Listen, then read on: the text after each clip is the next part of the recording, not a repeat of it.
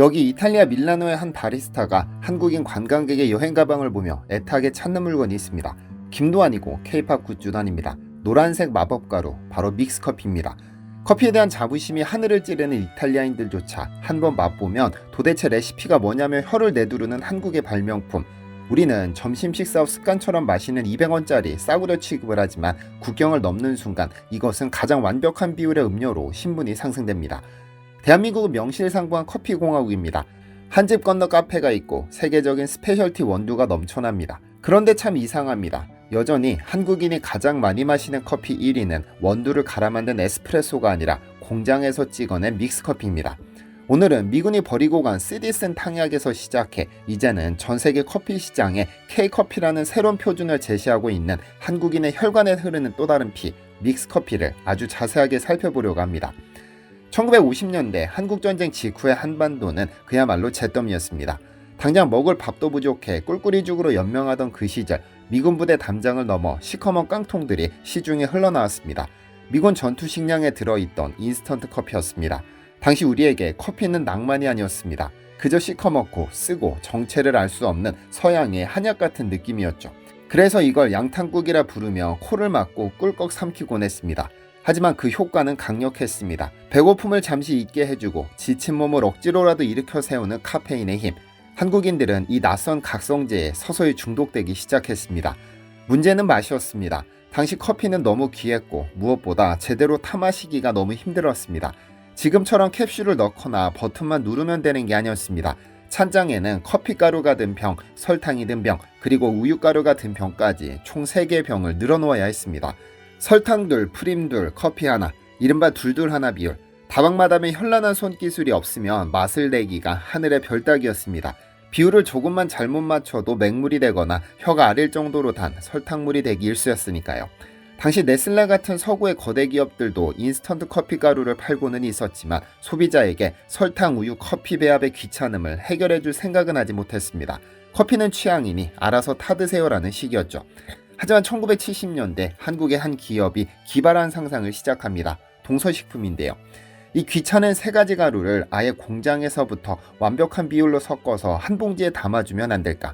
지금 들으면 너무나 당연한 아이디어 같지만 당시로서는 화학적으로 거의 불가능에 가까운 난제였습니다.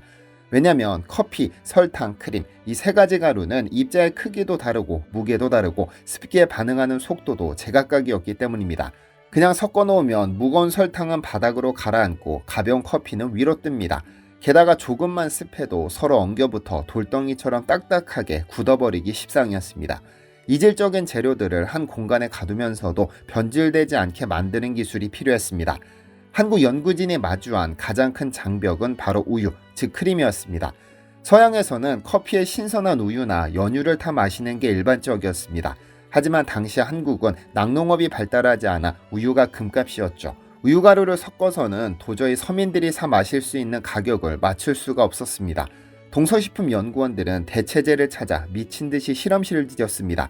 우유가 아니면 우유처럼 고소하고 가루 상태로 보존이 가능하며 뜨거운 물에 닿는 순간 1초 만에 사르르 녹아야 한다. 이 말도 안 되는 조건을 충족시키기 위해 수천 번의 실패를 거듭했습니다. 그리고 찾아낸 해답이 바로 야자유, 즉 식물성 지방이었습니다. 야자 열매에서 추출한 식물성 기름에 물엿 등을 배합해 만든 순백색의 가루, 바로 프리마입니다. 이 프리마의 개발은 신의 한 수였습니다. 동물성 우유보다 보존기간이 월등히 길었고 무엇보다 한국인이 좋아하는 구수하고 진한 뒷맛을 완벽하게 구현해냈으니까요.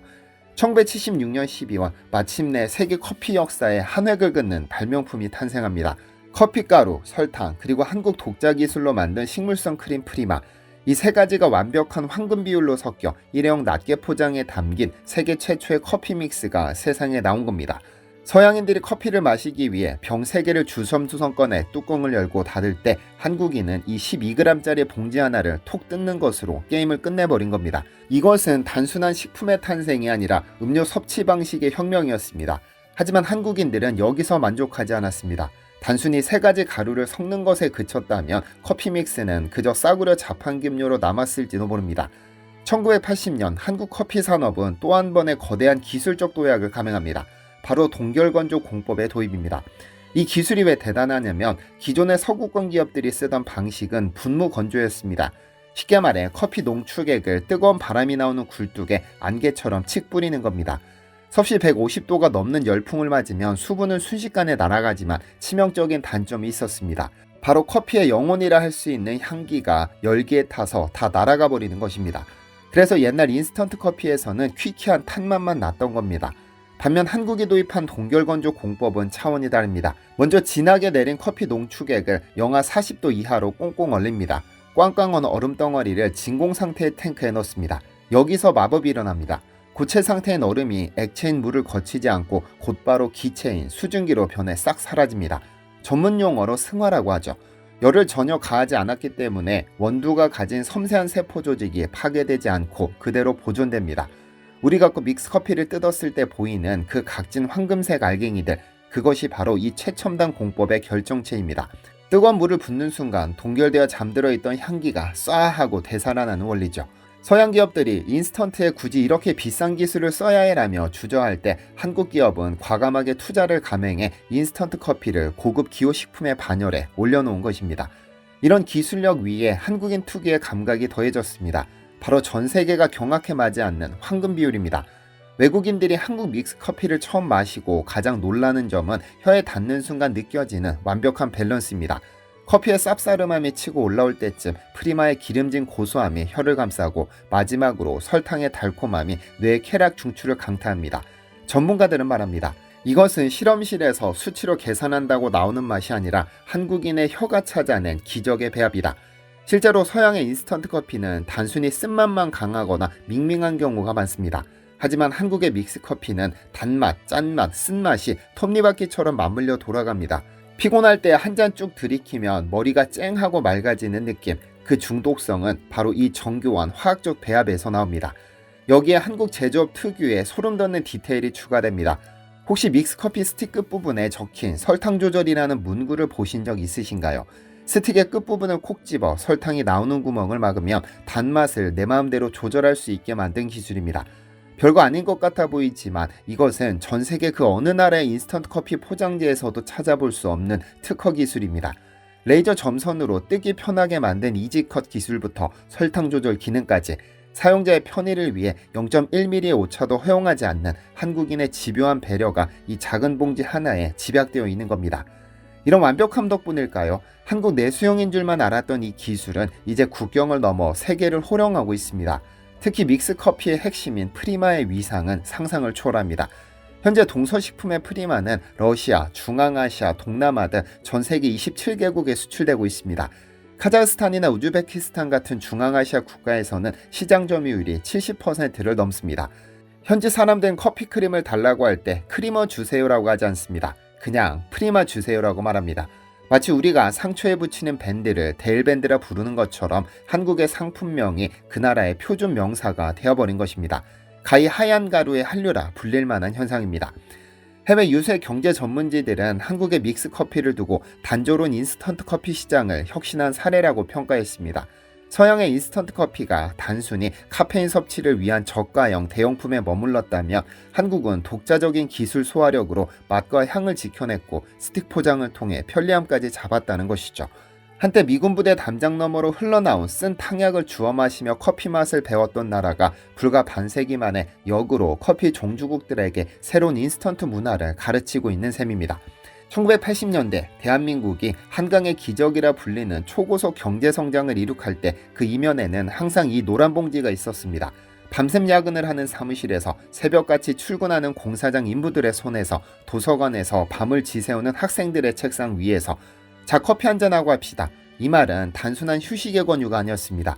지친 몸을 다시 일으켜 세우고 다시 한번 힘내서 싸워보자는 한국인들만의 전투 신호였습니다. 물만 부으면 10초 만에 완성되는 간편함, 그리고 지친 뇌를 즉각적으로 깨워주는 강력한 에너지. 이것은 한국 특유의 빨리빨리 문화를 가능하게 만든 가장 효율적인 산업 연료였던 셈입니다. 우리는 흔히 가장 한국적인 것이 가장 세계적인 것이라고 말합니다. 저는 커피 믹스야말로 이 말에 가장 완벽하게 부합하는 증거라고 생각합니다. 우유가 없어 식물성 기름으로 크림을 만들었고 빨리빨리 성격 급한 우리네 속도에 맞추기 위해 모든 재료를 한 봉지에 담았습니다. 가난과 결핍이 만들어낸 발명품이었지만 그 속에는 최고의 맛을 향해 타협하지 않았던 한국인의 집요한 장인정신이 숨쉬고 있었습니다. 혹시 지금 손에 믹스커피가 들려있다면 그 달달한 맛 뒤에 숨겨진 자부심을 느끼셔도 좋습니다.